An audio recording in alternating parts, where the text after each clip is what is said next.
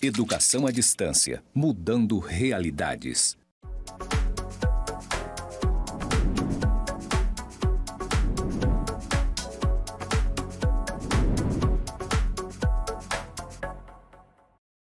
Olá, tudo bem? Eu sou o professor Fabrício Penedo e essa é a disciplina Texto Didático Mediacional na Prática e Produção de Material. Bom, pessoal, eu estou no estúdio de gravação do IFRO, na cidade de Porto Velho, no campus Zona Norte.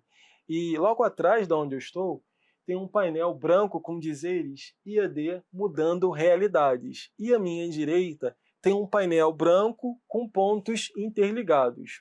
Agora eu vou falar da minha persona. Eu sou um homem branco, de cor branca, estatura mediana, com cabelos pretos, estou usando óculos, tenho barba cerrada, estou com blazer marrom, camisa preta, cinto, calça preta e sapatos marrom. Então, pessoal, vamos avançar para a nossa aula 3, que trata da produção de conteúdo, de métodos de preparação e criação de atividades na EAD. Vamos avançar então, gente? Então, pessoal, nessa nossa terceira aula, nós vamos analisar as etapas, métodos e estratégias de produção de materiais didáticos, incluindo a estruturação de conteúdo, disponibilização no AVA, elaboração e correção de atividades formativas e avaliativas. Então, nessa nossa terceira aula, a gente tem uma série de implicações práticas para realizar. Porque anterior nós falamos da questão da legislação, das ferramentas e aqui a aplicação prática. A gente tenta finalizar o conteúdo com essas importantes aplicações práticas.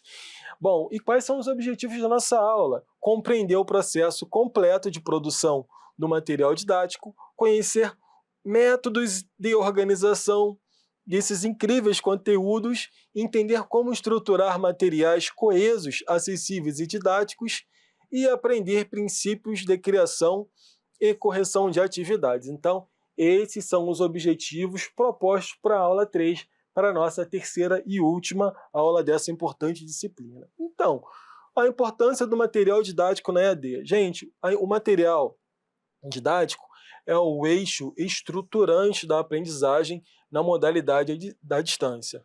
Ele substitui a presença física do professor. Olha só que louco. Um material, ele substitui a presença física do professor.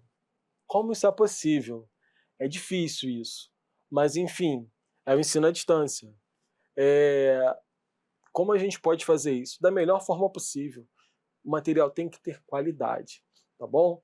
E é isso que a gente está explicando nessa disciplina, a todo instante. Desde a nossa primeira aula até a terceira, a gente vai falar da importância da qualidade desse material, tá certo? Então, quando o aluno tem dúvida sobre um conceito, ele recorre ao texto mediacional, que a gente viu anteriormente na aula 2, que explica passo a passo como o professor faria em sala, tá? Organiza o percurso de aprendizagem. Sim, o material ele indica onde começar, o que ler primeiro, as atividades, quais atividades realizar e como avançar, como um roteiro, como o guia do estudante. Poxa, olha só que perfeito. Gente, independente do ensino presencial, assim como o ensino à distância, orientações são orientações. Eu tenho certeza que no ensino presencial tem essas orientações em determinado documento em que o professor ele publica, escreve no quadro, dá um tempo para o aluno escrever em seu caderno, mas é muito comum do aluno esquecer, não estar naquele momento da dúvida com aquele material elaborado e professor, e perguntar ao professor. É assim que funciona. Bom, e o professor vai responder, com certeza. Então, no ensino à distância, a gente vai ter isso como uma espécie de roteiro, guia. E sim, no presencial tem também. Só que o aluno tem a possibilidade de ir lá e perguntar ao professor, mas e quando não tiver o professor? O que será feito? Entendeu? Então, pensamentos como esse a gente tem que tentar ter resposta, tá? Então, a organização do percurso de aprendizagem é muito importante, assim como a estrutura, a lógica desse estudo. Ao apresentar conceitos e sequência, lógica da simples, olha só que legal, a mais complexa. Aquilo que eu estava explicando a vocês, da minha experiência didática, né, com a contabilidade, numa forma de escadinha em que tem vários degraus, e os degraus representam os capítulos. E do capítulo mais simples, o primeiro degrau, para o mais complexo. Então, assim, eu consegui compreender um pouquinho sobre a gestão de ativos e passivos, débito e crédito. Enfim, essa estrutura lógica é muito importante. E o material ele ajuda o aluno a entender porque cada etapa é importante, tá? Ele conduz o estudante ao raciocínio autônomo, ele sozinho ele consegue se resolver, isso é muito legal. Essa segurança que o aluno tem diante daquele material. Isso é muito importante. É um passo em que, até depois da escola, quando o ensino for presencial, o aluno tem sempre aquela ideia, no ensino presencial, daquele tutor, daquele professor, que está sempre ditando o que ele fazer. Mas quando ele chega no mundo corporativo, aí é outra pegada, entendeu? E assim, essa forma de aprendizado do ensino à distância, ele promove a autonomia do aluno. O aluno tem que aprender aquilo. Então tem que ter uma ferramenta que traduza da melhor forma possível para o aluno não se intimidar, tá? Então, diante dos cenários que a gente tem, em que o aluno vai ser colocado depois que ele sai do ensino fundamental, médio, e aí, como a gente vai lidar? Ele tem essa característica da autonomia? Ainda não está formada. Mas determinadas práticas do ensino à distância promove isso, promove essa ferramenta, essa característica, tá? Então, conduz o aluno ao raciocínio autônomo. Após explicar um tema, o texto propõe atividade, questionamento, exercícios que levam o estudante a pensar por conta própria. Isso aqui é muito lindo, né? E a referência oficial é a referência oficial da disciplina. Quando surge uma dúvida sobre o conteúdo da prova, é o material da disciplina que determina que deve ou não ser considerado. Então, assim, o professor formador foi e fez as questões. A gente vai falar das questões aqui, mas é muito importante o gabarito comentado daquela questão, ele está linkado àquele tema, aquele subtema que ele construiu no decorrer lá da sua, do texto básico que ele começou a construir. Então, o aluno vai se sentir seguro, porque, então o professor, nessa avaliação que ele construiu, está fundamentada no que ele fez lá atrás, no que ele fez primeiro. Então, isso é muito importante. Tá? A referência oficial da disciplina. Quando surge uma dúvida sobre o conteúdo da prova, é o material da disciplina, que determina que deve ou não ser considerado. Etapas da produção do material didático. A análise do PPC e dos objetivos da disciplina. O professor revisa o projeto pedagógico de curso, PPC, e identifica que a disciplina deve desenvolver competências como analisar dados logísticos e compreender fluxos de distribuição. Então, é muito importante o professor estar atento de fazer esse link. O projeto pedagógico diz que isso tem que ser construído. Então, no decorrer da redação do texto, do e-book que ele vai construir para aquela disciplina, tem que ter aquela temática ali prevista, redefinida, com exemplos práticos, com questões linkadas àquilo que está previsto no nosso planejamento, no caso, no planejamento pedagógico de cursos. Isso tem que acontecer. Ele tem que analisar, ele não pode construir eu vou fazer isso porque eu tenho know-how nisso aqui, nesse conteúdo, e vou desconsiderar o que a instituição prevê. Não pode, tá? Planejamento da estrutura macro do conteúdo. Então, organiza o conteúdo em 4 unidades, define os temas de cada uma e estabelece sequência de estudo. Por exemplo, conceito, aplicação, estudo de caso e atividade. Planejamento é muito importante, gente. Então, o planejamento da estrutura, do conteúdo, ele deve seguir essa ordem mesmo, quando ele estiver construindo o texto, né? Ele vai distribuir toda aquela pesquisa que ele realizou, a expertise dele também, em uma estrutura macro de conteúdo, e vai distribuir isso em tema, em sequências como conceito, aplicação, estudo, tema, subtema. Isso precisa acontecer. A seleção de referências e fontes confiáveis. É fundamental você, professor formador, você, conteudista, escolher livros atualizados. É bem comum no PPC, no Planejamento Pedagógico de Curso, ter ali já algumas referências que você deve usar para construir o seu material, seja livros, artigos, leis. Então, mas de toda sorte, vamos supor que uma lei esteja desatualizada. Assim como a gente, na aula 1, a gente falou do marco do EAD, marco regulatório do EAD. Aqui, ó, materiais atualizados, livros, artigos, relatórios oficiais, documentos do MEC, evitando materiais opinativos ou sem credibilidade. Tá? Então é muito importante a gente ter esse cuidado de olhar para o nosso planejamento, tá? E se for trazer algum livro, sempre estar em acordo, conversando com o coordenador, o que ele acha, se eu vou trazer uma referência adicional, tá certo? Escrita do texto base, mediacional e dialógico. Produzir o conteúdo explicando conceitos de forma clara, mediacional, que a gente falou ainda há pouco na aula 2, né? E conversando com o estudante por meio de perguntas e provocações reflexivas, dialógicas. Então, para você ver o quanto é importante, o quanto está sendo cobrado, solicitado, que esse texto ele aconteça, ele seja desenvolvido dentro dessas duas tão importantes ferramentas, da escrita mediacional e da escrita dialógica. Inserção de exemplos, quadros, esquemas, sínteses.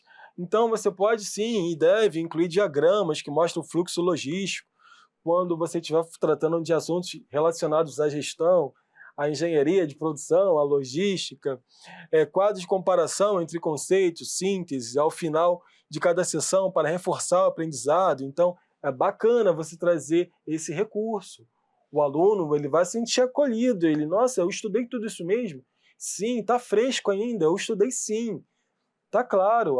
Então quando eu quiser verificar, dada a necessidade, eu me recordo aqui, vou nesse quadrinho, nossa, eu vi isso, isso e isso. Não é, mas não é isso que eu busco. Então eu vou avançar nos capítulos, eu vou verificar se aquilo que eu estou buscando para fundamentar alguma outra atividade que eu esteja realizando, se está no capítulo 2, daquele book que o conteudista, que o professor formador elaborou, se está no 3, no 4, tá? Revisão pedagógica editorial. Outro profissional confere se o conteúdo está correto, coerente e alinhado ao nosso PPC, ao nosso planejamento. Enquanto o revisor do texto ajusta a linguagem clara e padronização. Então, o que a gente escolhe, né? A gente espera em que, quando a gente vai desenvolvendo os conteúdos, tenha alguém ali que conhece a área, que pode dar um horizonte se a gente não estiver elaborando um conteúdo condizente com o que a instituição zela, porque lá tem um planejamento pedagógico. E se a gente estiver escrevendo algo diferente do que está preconizado no nosso planejamento, no nosso PPC, então não é por aí não. De outra forma você precisa explorar isso. E é claro, um outro profissional para ver a questão estrutura, ortográfica, coerência textual, tá? Então, sempre que a gente tiver a possibilidade dessa revisão pedagógica, editorial, isso é ponto para a instituição que promove essa boa prática. Adequação às exigências de acessibilidade, garante contraste adequado de cores, descreve imagens com texto alternativo, insere legendas em vídeos e organiza o conteúdo para leitores de tela. Então, é necessário também nós temos essas adequações, como essa aula que eu estou realizando, ela é toda pensada em pessoas e em exigências de acessibilidade, tá certo? E a publicação no AVA. Então, pessoal, o material finalizado é disponibilizado na plataforma. com links, arquivos, PDF, atividades interativas e orientações sobre como utilizado no estudo. Então, essas foram algumas etapas da elaboração do material didático. E são todas muito importantes, tá, gente? Uma corrobora para a qualidade da outra. Agora, a importância dos objetivos de aprendizagem. Os objetivos de aprendizagem, eles orientam o que deve ser ensinado. Então, pessoal, quando o professor formador, conteudista, ele estiver, né, desenvolvendo determinado conteúdo, ele tem que logo no início, ele tem que, ou no final, né, quando ele estiver já prestes a entregar o conteúdo que ele construiu, com os textos, capítulos, subcapítulos, ferramentas mediacionais e dialógicas, links de tirar dúvida, enfim, com as questões, com fórum, tudo isso que ele construiu, é importante, se ele não fez no início, que ele faça no final o grande objetivo de aprendizagem, ou seja, o que o aluno tem que aprender com o desenvolvimento daquela aula. Afinal, qual é o grande propósito? E isso é fundamental, isso não pode deixar de acontecer. Então, se o objetivo diz compreender os princípios da logística reversa, o professor deve selecionar conteúdos que expliquem o fluxo do retorno, sustentabilidade e legislação aplicável. Isso aqui é um exemplo, tá, da área de logística, só para vocês. Então, isso deve ser abordado no objetivo de aprendizagem.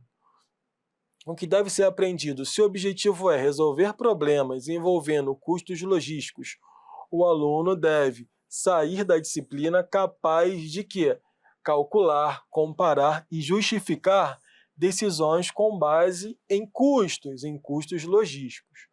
Como o conteúdo será estruturado? Um objetivo como identificar etapas de suprimentos. Leva o material para ser organizado em blocos, conceito, etapas, exemplos, estudo de caso. Então, só mostrando aqui a vocês como deve ser importante o desenvolvimento desses objetivos, que é comum de não ser 1, 2, e sim 3, 4, até 5 objetivos. Os objetivos da aprendizagem no decorrer da leitura, do entendimento, do material que foi elaborado pelo professor formador, pelo professor conteudista. Então isso aqui é muito importante, tá? Como eu falei a vocês, pode ser feito tanto no início como no final, até mesmo no meio. Mas o ideal, meu ponto de vista, é que seja elaborado ao final, porque o professor ele já tem ali uma noção do que ele gostaria de fato desenvolver naquela aula com aqueles alunos, tá? Que atividades serão formuladas? Se o objetivo envolve aplicar o conceito em situações reais, então as atividades devem incluir análise de casos, exercícios práticos e simulações. Como a avaliação será conduzida? Se o objetivo prever analisar cenários, a avaliação não pode ser apenas múltipla escolha. Precisa incluir questões discursivas, interpretação de gráficos ou problemas aplicados. Mais uma vez, caro aluno, você precisa sempre fazer um link quando você estiver desenvolvendo o seu trabalho. Como um exemplo aqui, se você prevê no seu objetivo que o aluno vai desenvolver competências de aplicação prática em determinado contexto, uma das atividades tem que ser a aplicação prática, um estudo de caso, em que ele tenha que analisar, em que ele tenha que mensurar determinada situação, fazer contas. Então, assim, tem que ser fiel aos objetivos. Porque se de fato isso não estiver sendo alcançado, ou você retira o objetivo, ou você reescreve ele com a situação que está sendo abordada, tá bom? Então, só tentando trazer aqui a importância de você estar defendendo esse objetivo, tá certo? Métodos de preparação de material didático. Existem diferentes métodos para estruturar conteúdo EAD. linear, sequência fixa e contínua. O curso de matemática financeira apresenta juros simples, depois compostos, depois juros compostos. E só então eu passo VPL, TIR, sem a possibilidade de pular etapas. Então, isso é uma sequência linear. Você não pode aprender juros compostos se não aprender juros simples. Você não pode atropelar esses conteúdos. Você não pode avançar para TIR, VPL, se você não aprender sobre o fluxo de caixa. Não está nem previsto aqui. Porque se você não tiver o fluxo de entradas e saídas de determinado ramo de negócio, você não tem como estimar retorno. Então, assim, isso é uma sequência contínua, uma sequência linear, tá? Um exemplo de estrutura de conteúdos. Modular. Unidades independentes que podem ser reorganizadas. Então, na disciplina de gestão de pessoas, cada módulo tem o seu ponto. Um módulo vai tratar sobre recrutamento, outro de seleção, outro de treinamento, outro de avaliação. Eles são interdependentes, porque se você estudar esse módulo ou aquele módulo, eles não têm uma interferência. Você pode, eles não tem uma relação lógica de dependência do anterior ou do posterior. Então, se você estudar eles isoladamente, não tem problema, tá? Funciona de forma autônoma, que pode ser estudado em qualquer ordem, conforme o interesse do estudante. Espiral. Revisita conceitos com complexidade crescente. Em logística, o material apresenta o conceito da cadeia de suprimentos no início. Retoma o tema na metade do curso com casos práticos e revisita novamente no final com análise avançada. Olha que interessante. Então, isso é o espiral.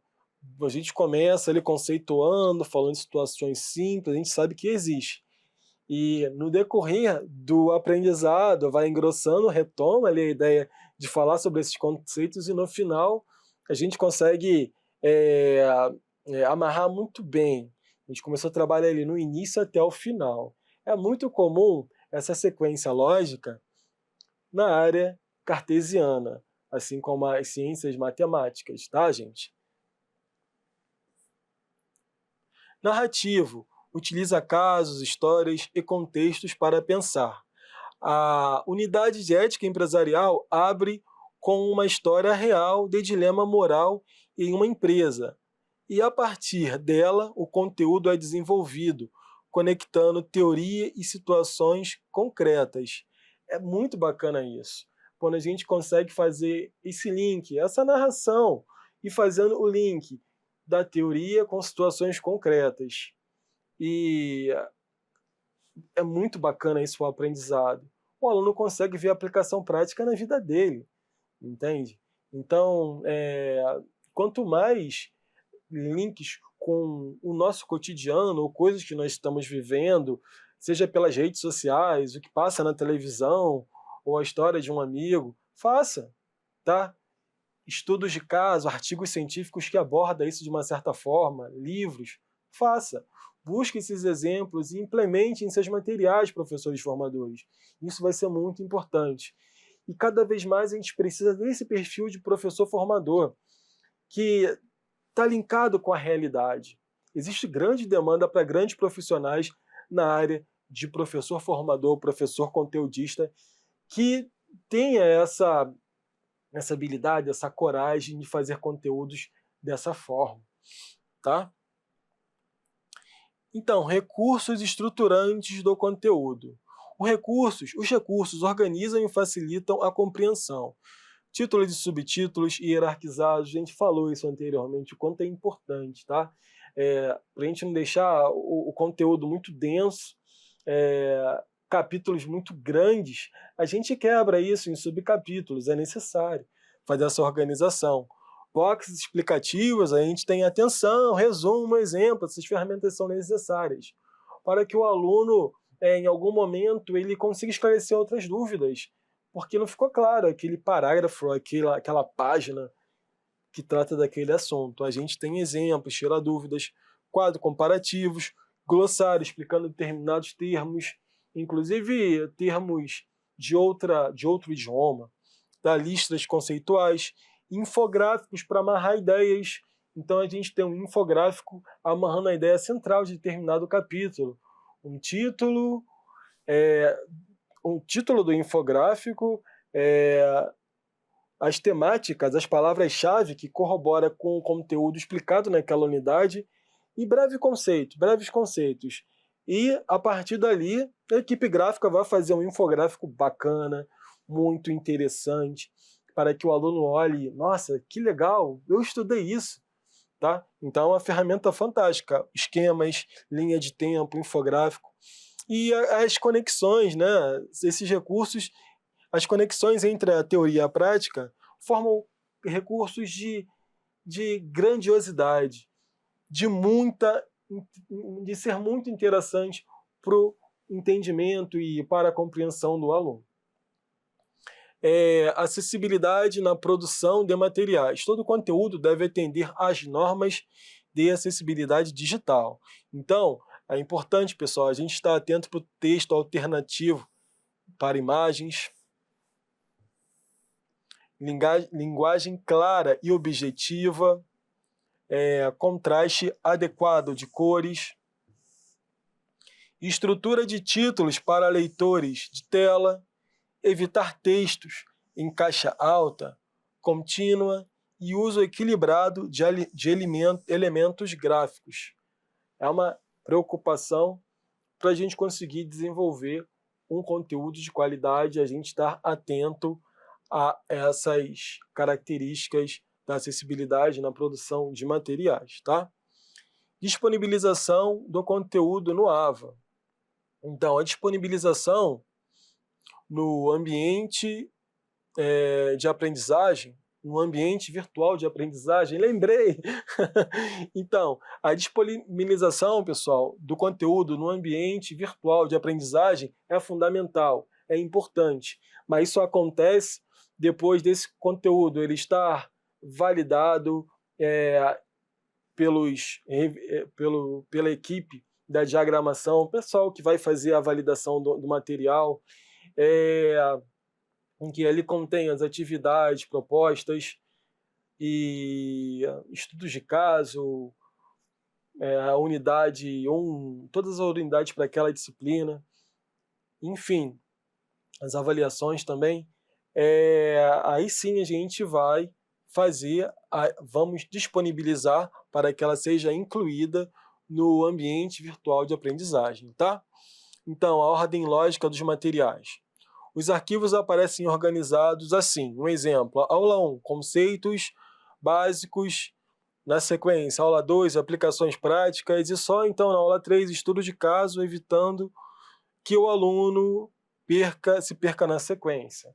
Então, isso aqui é um exemplo que a gente pode estar seguindo quando a gente vai publicar no AVA, certo? Então, indicação clara de percurso de estudos. Logo, no início da unidade, o professor coloca um quadro passo a passo para estudar a aula.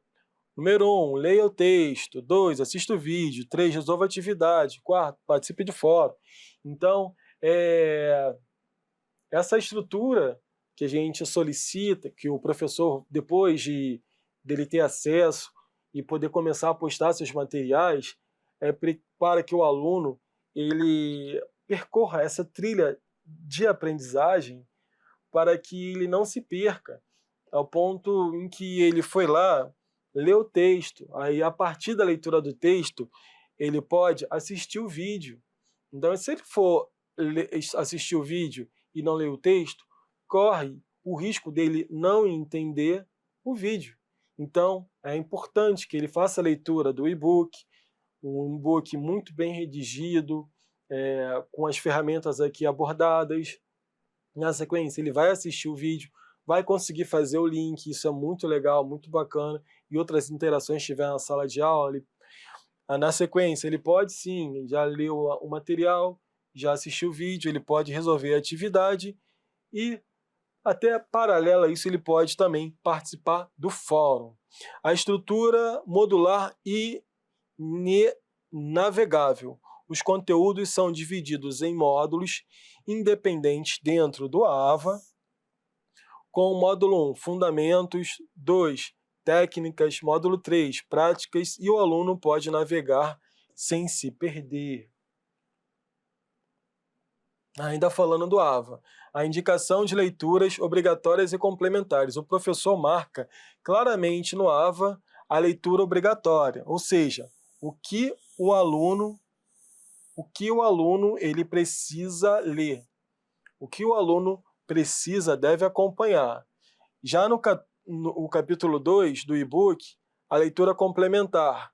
Então, nessa interface de interação no AVA, no ambiente virtual de aprendizagem, o professor ele vai começar a subir com seus conteúdos. Aqui está o e-book, aqui está uma legislação complementar, aqui um texto, um artigo científico também que é complementar, que vai reforçar o que foi explicado no e-book, reforçar o que aquela lei ela esclarece, vem esclarecer a mudança. Material complementar é muito bacana, muito legal. Isso aí pode auxiliar, é o plus que o aluno deveria ter em todas as produções, tá? Então, indicação, mas isso precisa ser sinalizado pelo professor conteudista, o que é obrigatório e o que é complementar. Explicitação das atividades e prazos. Cada tarefa aparece com orientações visíveis. Atividade 1, estudo de caso, entrega 12 de maio, um exemplo, tá, gente? Às 23h59. Valor, 2 pontos, leia enunciado completo antes de iniciar. Então, essas informações, elas precisam estar cadastradas, tá? Sempre conferir se por acaso vai ter um evento naquele dia, se vai ter alguma postergação de prazo, mas isso daí é mais para frente. Mas é necessário, isso está muito explícito, que atividade, quando vai acontecer e a pontuação para aquela atividade. E é claro, o corpo da atividade, o desenvolvimento da atividade é muito importante também. Ajustar linguagem e estrutura. O DI reescreve trechos muito técnicos para transformá-los compreensíveis. Como transformar pressupostos epistemológicos na abordagem, em suas ideias que sustentam essa forma de estudar o tema. Então, é fundamental esse profissional estar ajustando essa linguagem prolixa, que em muitos momentos acaba complicando a vida do aluno. Ele não consegue compreender. Então, cabe o design institucional tá pedindo para alterar, tá fazendo alteração, fazer um meio de campo ali para ficar mais fácil a leitura do aluno. Inclusive, o professor ele conseguir fazer um trabalho de qualidade, tá? Então, parabéns aos revisores. Revisão, coerência pedagógica. O DI, o design institucional, ele identifica inconsistência, por exemplo, o objetivo diz compreender conceitos básicos. Mas o texto inicia com fórmulas complexas, então ele recorre ao conteúdo para começar pelas noções fundamentais. Olha só, mais um momento aqui. Se o texto diz noções básicas de determinado conceito, e o professor formador ele se esqueceu disso, ele saiu construindo, então nesse momento ele vai precisar fazer a retificação, ou pega essas equações cartesianas e coloca lá em outro momento, faz a retificação sugerida pelo DI, e enfim, dentro das ferramentas aqui explicadas, né? E tudo bem, não vai descartar aquele material, ele pode entrar em outro momento, mas não logo no início, certo? Padronizar visuais e elementos didáticos. O DI uniformiza caixas de destaque, cores, legendas e ícones. Se o autor usa 3 estilos diferentes de quadros, o DI ajusta tudo para um padrão institucional. Então, vamos padronizar, não vamos deixar poluída aquela plataforma, aquele ambiente de aprendizagem institucional, não vamos deixar padronizado. Então, o DI vai cuidar disso. Garantir navegação clara no AVA. O DI organiza a trilha de aprendizagem, coloca texto base antes do vídeo, posiciona o fórum logo após as atividades e renomeia arquivos para títulos consistentes como aula e introdução.pdf. Então, são as atribuições operacionais desse profissional muito importante. Inclusive a mediação entre autor, instituição e estudante. Se o professor quiser incluir um estudo de caso longo, mas a instituição define limites de páginas, o DI negocia a adaptação, preservando a intenção pedagógica e entendendo as regras institucionais. Então, ele vai trabalhar ali como um mediador entre o aluno e o professor. Então, a importância desse profissional, ele está ali a todo instante acompanhando o processo da construção de um material com muita riqueza, com muita qualidade. Criação de atividades. Atividades devem ser, quando a gente fala em atividades, a gente está levando em consideração aqui. Elas devem ser coerentes com objetivos de aprendizagem. Se o objeto é compreender os princípios da logística reversa, a atividade pode solicitar que o estudante analise o fluxo de uma cadeia, fluxo real da cadeia de descarte de resíduos e identifique pontos críticos, e não apenas faça definição de conceitos. Entendeu? Então, é muito importante esse link do objetivo, inclusive com as avaliações, com as atividades propostas, que não necessariamente são atividades avaliativas, tá? Isso é muito importante. Não é necessariamente só relacionado ao conteúdo, ao texto que o professor formador vai construir, e sim com atividades também. Então, muita atenção. Contextualização e significativas. Em um curso de administração, em vez de pedir explique o que é planejamento estratégico, a atividade pode propor: em uma pequena empresa do bairro deseja ampliar sua atuação. Como você estruturaria as primeiras etapas do planejamento estratégico desse negócio? Então, a contextualização é linda, é bonita, faz você entrar naquele cenário ali corporativo, tá dentro de cada lógica. Não necessariamente, você pode falar de uma escola, enfim, se tiver uma breve contextualização dentro daquela atividade, ela fica mais rica, mais prazerosa. Não necessariamente você vai estimular o aluno a ler, a se ver naquele cenário, tá? E não simplesmente você colocar, defina esse conceito, entendeu? Então, é de bom tom utilizar na construção das atividades as contextualizações pertinentes, tá?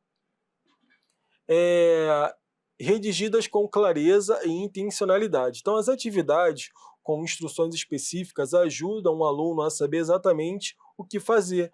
Por exemplo, leia o texto, elabore um parágrafo, síntese, de 8 a 10 linhas, e responda às questões analíticas abaixo. Então, é muito importante que essa questão ela seja redigida com clareza e intencionalidade, certo?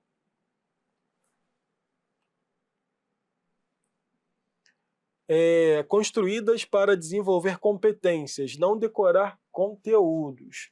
Então, ao invés de solicitar, liste as etapas da análise de viabilidade, peça, diante de um projeto de implantação de um novo polo de distribuição, olha como muda o contexto. Para que decorar? Para que decorar?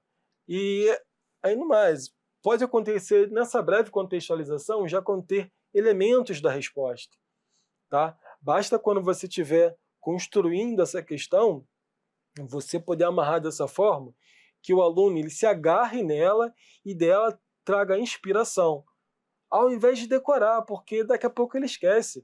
Mas uma questão muito bem redigida vai deixar ele muito satisfeito, tá certo? Então, diante de um projeto de implantação de um novo polo de distribuição, identifique riscos, proponha indicadores financeiros e justifique a decisão final, construídas para desenvolver competências e não decorar conteúdos. Tipos de atividades em EAD. Então, nós temos atividades discursivas complexas. Um exemplo, explique como a logística reversa pode ser integrada às políticas de sustentabilidade, blá, blá, blá. Então, aqui são questões discursivas complexas. Vamos verificar outros tipos de questões. Estudos de casos extensos. Então, Leia o caso Implantação do Polo Logístico em Duque de Caxias. A partir do cenário apresentado, desenvolva uma análise de riscos, proponha soluções estruturadas e indique. Então, a gente está propondo nesse momento aqui estudos de casos extensos. Ele vai observar aquele estudo de caso, dentro do que ele aprendeu, ele vai fazer um link, vai usar alguma das ferramentas que ele aprendeu naquela disciplina para tentar resolver o estudo de caso. Então, é uma forma também de avaliação e, assim, estudo de caso é muito legal, meu ponto de vista. Projetos integradores. Desenvolva em grupo uma proposta de intervenção socioambiental para o campus da instituição, integrando conhecimento, logística reversa e gestão de resíduos. Então, projetos integradores, integrar alunos a dilemas em que ele está passando, seja no ambiente estudantil, corporativo, onde ele mora, uma outra proposta bem interessante de atividade. Análise crítica de textos ou vídeos. Após assistir o documentário A História das Coisas, gente, olha só, assistam A História das Coisas, é muito legal. Então, após assistir ao documentário A História das Coisas, escreva uma análise crítica, coloca lá no YouTube A História das Coisas e vocês vão verificar esse vídeo. Escreva uma análise crítica relacionada aos argumentos apresentados ao conceito de obsolescência programada e às práticas de consumo sustentável. Então, é uma outra proposta também. Você vai ter que assistir aquele vídeo, assistir um filme, um determinado filme, fazer leitura de determinado texto e dali você ter determinados insights. Exercícios de aplicação prática. Então, pessoal, o que eu estou propondo aqui? Eu estou apresentando a vocês diversas formas de questões. E para vocês verem, assim, uma infinidade de possibilidades. Questão, assim, uma bem diferente da outra, tá? E é importante a gente estar atento a essas formas para que o aluno ele não se condicione a sempre responder questões de revisão de conteúdo. Faça ele pensar, refletir, contextualize determinada situação que ele esteja passando, sempre amarrando isso ao que ele aprendeu dentro daquela construção de você, professor formador, que elaborou. Então, só mostrando assim, como é rica as possibilidades, a gente tem de escrever bons conteúdos. Exercício de aplicação prática, um outro tipo de questão. Calcule o custo total da operação logística de coleta de transporte de resíduos. Ele vai ter que calcular o custo.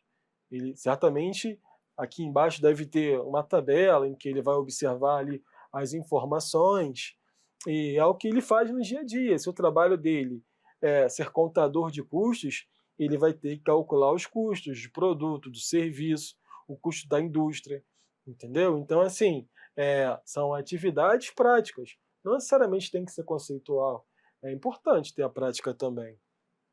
Reflexões guiadas, uma outra atividade. Com base na leitura do capítulo sobre ética profissional, reflita. Qual deve ser a postura de um contador pressionado a manipular um demonstrativo financeiro? E aí? Registre sua resposta até 12 linhas. Então, uma outra forma aqui de atividade, uma forma de reflexão guiada. Para você compreender e responder essa questão, você tem que se reportar ao material. Questões objetivas de alta complexidade. Sobre a análise da viabilidade, assinale a alternativa correta. O VPL é independente, o payback descontado, considera o valor. Então, aqui é uma forma de questão objetiva bem comum dentre as práticas realizadas pelas instituições à distância. São as questões objetivas, tá? Então, estruturar uma boa atividade. A contextualização. Cenário claro, prolixo e significativo. Problema e questão, pergunta objetivo e vinculado ao conteúdo desenvolvido pelo nosso professor formador.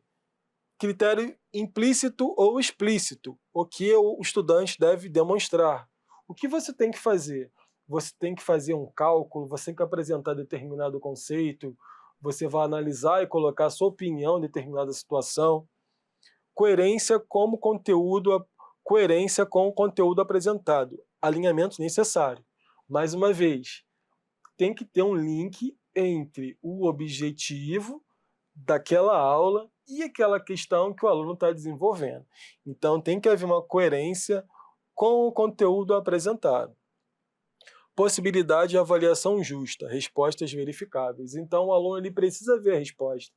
De preferência, ele precisa ver o gabarito comentado na questão correta e nas erradas. Entendeu? Critério de justiça. Assim, eu sei porque eu errei. Eu errei porque eu marquei essa alternativa aqui e ela não está coerente. A correção de atividades e feedback. O feedback deve ser formativo e explicativo. Evitar comentários superficiais, correto, incorreto. Ele deve explicar o raciocínio esperado, identificar equívocos conceituais, sugerir leituras e retomadas, manter o respeito e formalidade. Isso aqui, todos merecemos feedbacks, então as questões também. Elas precisam, por mais que o aluno não tenha interação com o professor, que normalmente são avaliações automáticas, a menos que seja uma que o professor ele tem que corrigir, ou até mesmo o tutor, diante do gabarito que o professor formador elaborou, o professor conteudista elaborou, ele precisa ter essas informações para poder avaliar o critério de justiça, né? Se o aluno tem direito ou não àquela questão. Então ele tem que dizer, mas não pode ser algo vago, não pode ser simplesmente estar correto, superficial. Ele tem que explicar o raciocínio daquela questão. A questão pediu para que você desenvolvesse essa análise, e você não fez, ou você desenvolveu com outro viés. Não pode, não está correto. Tá? Ele tem que sugerir leituras e retomadas. Eu preciso que você retome o conteúdo da aula 2 que trata sobre essa questão. Faça a releitura que você vai compreender onde você errou. Tá? Manter o respeito e formalidade sempre. Sempre mantenha o respeito e formalidade nos feedbacks, naquele momento em que, quando o feedback não é automático, tá, pessoal? Mas se você tiver aquela oportunidade de responder, seja sempre respeitoso e formal, porque às vezes o aluno precisa daquele ponto para poder ter a aprovação dele. Enfim, e se você for desrespeitoso, vai inflamar o aluno, e a chance dele abandonar o curso é possível, não sei justificar isso, não é um achismo, mas vai inflamar ele. Enfim, ele vai começar a olhar você, que avaliou ele com outros olhos, e vai olhar a instituição em si, não vai olhar para você. Vai pensar, enfim. Então, é importante manter o respeito e formalidade. Tá ótimo? Exemplos de feedback formativo. Então, embora a resposta apresente conceitos relevantes, faltou estabelecer conexão entre a escrita mediacional e a dialógica, especialmente na parte referente à mediação cognitiva. Recomenda-se ler a seção 2 do material e aprofundar a relação entre texto e autonomia do estudante. Tá, pessoal? Então, assim, foi um exemplo de feedback que você, dentro da formalidade, da gentileza, você respondeu ao aluno, mostrou onde ele errou, onde ele deve reforçar seu conhecimento, foi cortês, e o aluno vai compreender. E se ele tiver em dúvida ainda, ele vai perguntar, entendeu? Mas assim, de antemão você consegue, olha, você errou essa questão por esse motivo. Tá? E você consegue eliminar uma série de ruídos. Grande foco.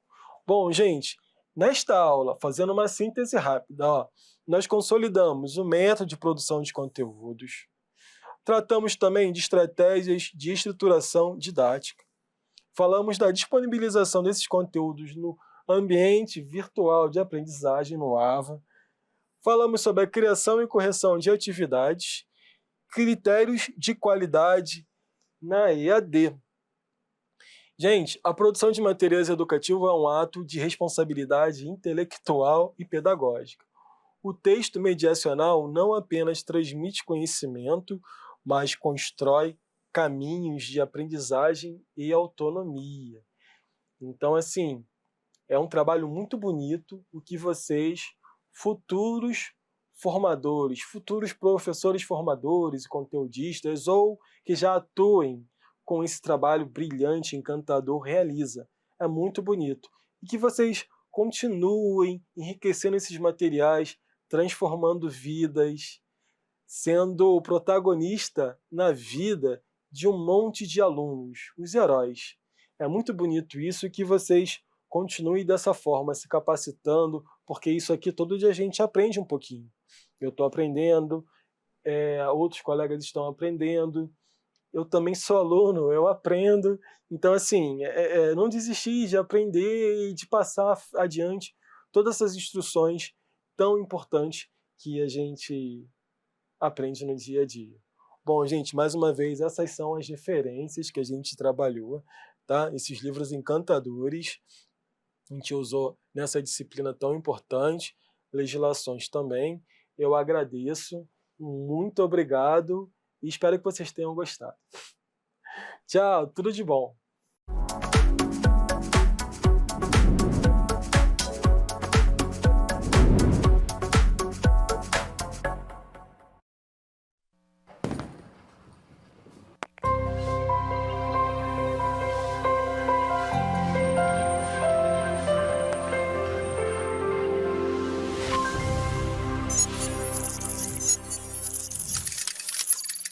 Educação à distância, mudando realidades.